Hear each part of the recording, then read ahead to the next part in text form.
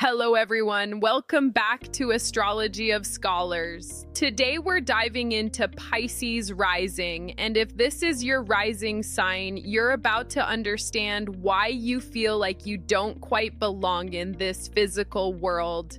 You know that feeling when you walk into a room and you're not sure where you end and others begin? That's Pisces rising. Let's explore this beautiful, mystical energy together. So, Pisces rising. For you, life is almost like a dream. You feel like you shouldn't really be in this concrete, physical world. It's like you've fallen from the realm of spirits into the world of embodied humans, like a fish out of water. And here's the thing. You're almost devoid of your own physical and spiritual boundaries. What does this mean? You often don't know where you begin and end. In your relationships with the world, you can find yourself within other people's boundaries and other people within your own. Let me give you an example. Imagine you're talking to a friend who's going through a breakup. Most people would listen and offer advice, but you actually feel their pain. It's not empathy. It's like you've absorbed their emotions into your own body. You go home and you're sad, but you don't even remember why. That's Pisces rising. No boundaries. Here's another scenario. You're at work and your coworker is stressed about a deadline. Suddenly, you're stressed too, even though your own work is completely fine. You start worrying about their project more than they do. You might even offer to help them finish it, sacrificing your own time and energy. Later, they don't even thank you properly, and you feel resentful, but you can't say anything because, well, you offered, right? This is the Pisces rising pattern. You're extremely sensitive, easily influenced. Your approach to life changes according to your moods. Like a baby that hasn't separated from its mother yet, you're still learning where me ends and the world begins. But here's your gift. You're deeply intuitive. You have a selflessness that reaches the point of self-sacrifice. Your desire to dedicate yourself and help others is incredibly developed. In you, we see idealism, vision, and inspiration shining through. Now, to cope with life, Pisces rising tries to see the best side of everything. You develop this high expectation perspective. You look at life from a holistic viewpoint that might seem overly naive to more realistic people. But that's how you survive. Here's an example. You meet someone new and they tell you they're working on a startup. Everyone else thinks, yeah, sure, another failed business idea. But you genuinely believe they're going to change the world. You see their vision, their potential. Sometimes you're right. Sometimes, well, let's just say you learn the hard way. However, because of Pisces' dual nature, you can swing to extremes. One day you're flying high, seeing the beauty in everything.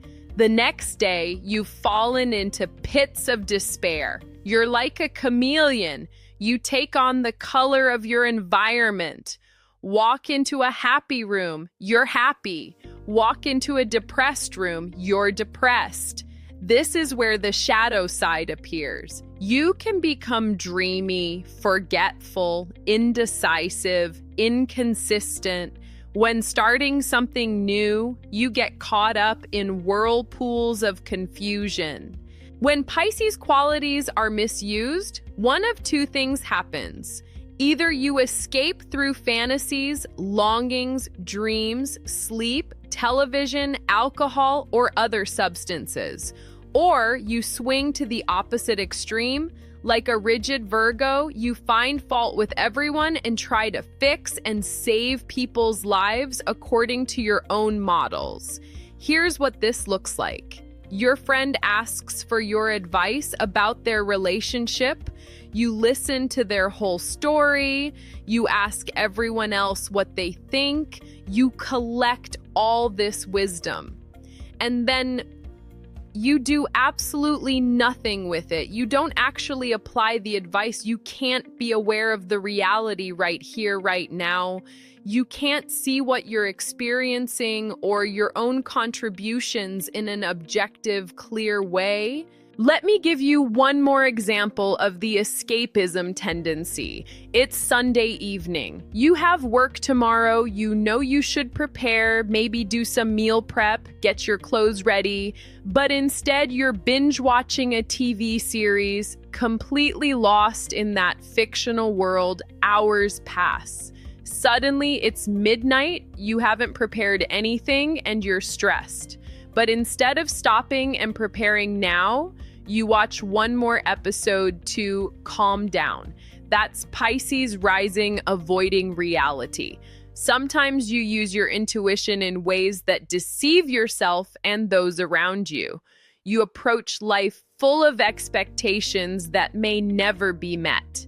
But here's the beautiful part: the constructive use of Pisces rising.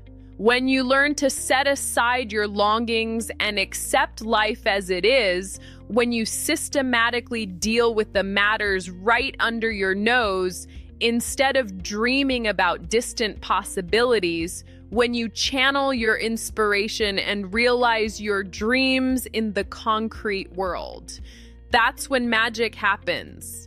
When you do this, you feed and inspire all of us with your inspiration, vision, and idealism. You become the artist, the healer, the mystic that we all need. Let me paint you a picture of healthy Pisces rising. You're a musician who feels the pain of the world, but instead of drowning in it, you channel it into beautiful music that heals others. You're a therapist who truly feels your client's pain, but you've learned to set boundaries so you can actually help them instead of absorbing their trauma. You're an artist who takes the chaos and confusion of life and transforms it into something beautiful and meaningful. So let's talk about your positive traits. You're sensitive, flexible, compassionate. You're visionary, inspiring, full of inspiration. You dedicate yourself to others. You have this magical personal style that draws people in. But the negative traits, you can be dreamy to the point of delusion, sometimes deceptive even to yourself. You create chaos, you deceive yourself. You're scattered, resentful, always ready to escape when things get real. Now, let me give you 3 practical tips. If you're Pisces rising, these will help you harness your gifts while avoiding the pitfalls. Tip number 1, create daily grounding rituals. Every morning, before you absorb everyone else's energy, spend 10 minutes doing something that reminds you of your physical body. It could be yoga, it could be a walk, it could be drinking your coffee mindfully.